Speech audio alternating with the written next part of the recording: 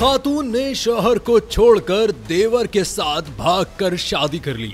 भारत में अजीबोगरीब वाक़े में खातून ने शौहर को छोड़कर देवर के साथ भागकर शादी कर ली।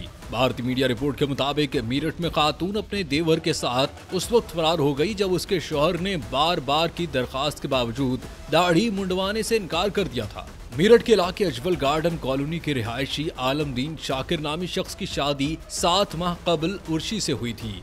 शाकिर के मुताबिक बीवी ने शादी के फौरन बाद उन पर दाढ़ी मुंडवाने के लिए दबाव डालना शुरू कर दिया। उर्शी ने मुबैना तौर पर उससे कहा कि खानदान के दबाव की वजह से शादी की है और सिर्फ इस सूरत में साथ रहेंगी जब वो दाढ़ी मुंडवाने पर राजी हो जाए।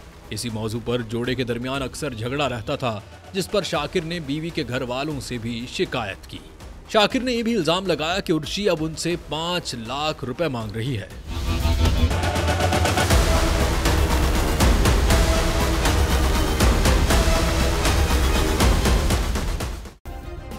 सब्सक्राइब करें और बेल दबाएं ताकि कोई खबर रह न जाए।